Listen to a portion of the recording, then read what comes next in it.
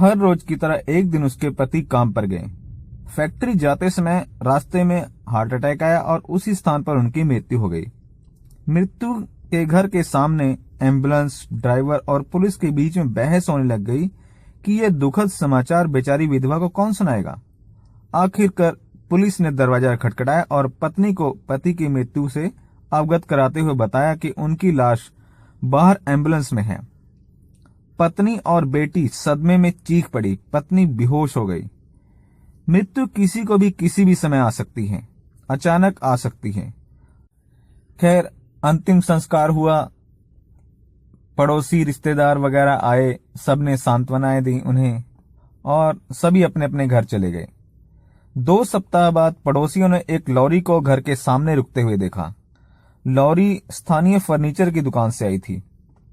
वे लोग sofa set, dining table, एक बड़ी अलमारी, यहां तक कि डबल बेड भी लाद कर ले गए। लोग सोच रहे थे शायद ये लोग शिफ्ट हो गए, लेकिन केवल सामान ही गया, वे लोग नहीं गए।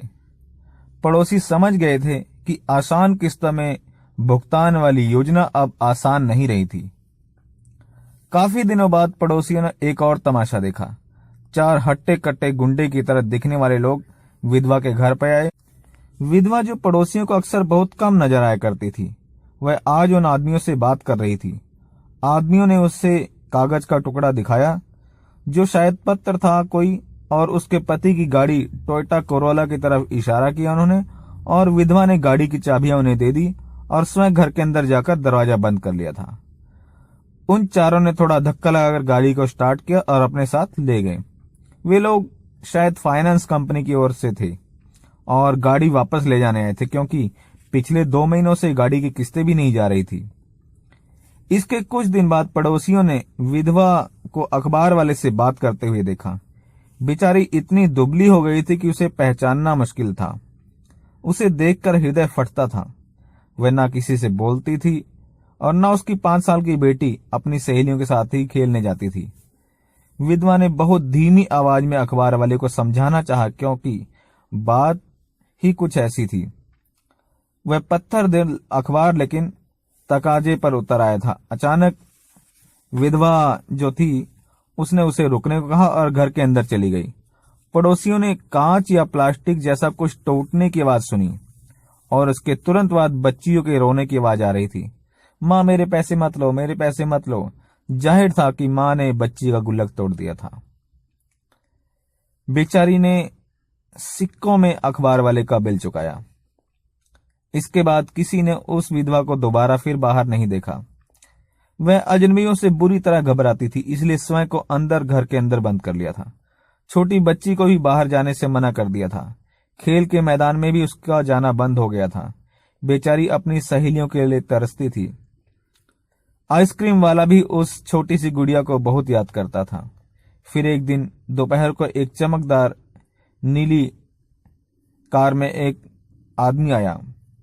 गाड़ी चलाने वाले कोई भद्र आदमी दिख रहे थे।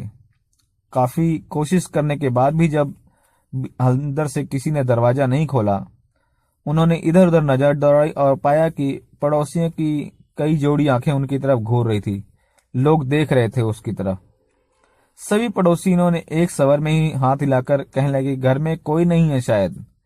गाड़ी में आए व्यक्ति को दाल में कुछ काला नजर आया। उन्होंने एक पड़ोसी के घर जाकर अपना परिचय दिया और बताया कि वे एक LIC एजेंट हैं और बीमा कंपनी से आए हैं। विधवा को इंश्योरेंस के पैसे देने आए हैं जो उसको मिलने चाहिए। यह सुनकर पड़ोसन घर के पिछवाड़े में गई और विधवा को दरवाजे के ऊपर से कहा कि वह जल्दी से दरवाजा खोले। इंश्योरेंस कंपनी की ओर से कोई व्यक्ति आए हैं, उन्हें अंदर आने दे। वह देवदूत की तरह उन्हें उबारने आए हैं। पलक झपकते ही दरवाजा खुल गया। एजेंट को अपनी आंखों पर यकीन नहीं हो रहा था कि यह वही महिला है जिनसे वह 1 साल पहले मिले थे। अब तक घर के बाहर भी पड़ोसियों की भीड़ जमा हो गई थी। एजेंट ने विधवा से कहा कि अब यह मत कहिए कि आप मुझे नहीं जानती हैं। याद है, मैंने आपके घर में बैठकर चाय पी थी। मैं आपके पति को एक पॉलिसी बेचना चाहता था, पर आपने विरोध किया। आप जानती हैं कि आपके पति ने अगले ही दिन, हमारी मुलाकात के अगले ही दिन 25 लाख रुपए का अपना बीमा करवा लिया था। पॉलिसी अभी चालू है।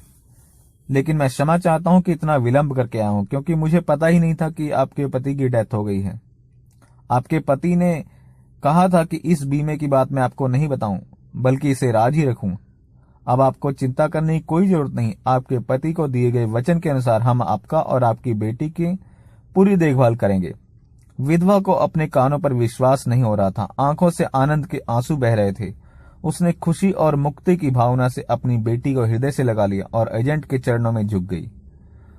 बहुत सारे पड़ोसी एजेंट की दूरदर्शिता को सराहने और उसका धन्यवाद करने के लिए आगे बढ़ाए। एजेंट ने देखा कि उन सब की आंखों में खुशी के आंसू थे।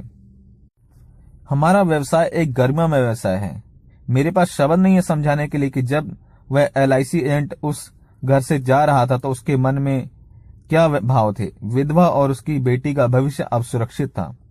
वह छोटी गुड़िया अब जाकर अपनी सहेलियों के साथ खेल सकती थी। उसकी शिक्षा के लिए पर्याप्त धन था। उसकी विधवा मां सम्मान और शांति से अपना जीवन बिता सकती थी। दोस्तों, ऐसे सैकड़ों परिवार है जहां वैधव्य की छाया मंडराती रहती, परंतु ये लोग कभी बीमा कंपनी से सीधा संपर्क कराने पर भी बीमा नहीं खरीदते। हम एजेंटों को ही उनसे संपर्क करना पड़ता है, उनसे जूझना पड़ता है, उनकी मनगढ़ंत आपत्तियों के पहाड़ भी गिराने पड़ते हैं और बीमे के लाभ समझाने पड़ते हैं। यह सुलभ काम नहीं है, पर आखिर किसी को तो यह करना ही है। एजेंट भाई अपने अपने कार्य क्षेत्र में प्रशंसनीय काम कर रहे हैं, बस यही प्रवृत्ति बनाए रखनी चाहिए। तो दोस्तों, आप देख चुके होंगे कि किस प्रकार से एक LIC एजेंट का व्यवसाय कितना अच्छा व्यवसाय, यह एक विधवा के परिवार में भी खुशहाली ला सकता है। तो दोस्तों, आज की इस वीडियो में इतना ही। कल फिर मिलेंगे एक नई वीडियो में नई जानकारी के साथ। तब तक के लिए दोस्तों नमस्कार, धन्यवाद, जय हिंद।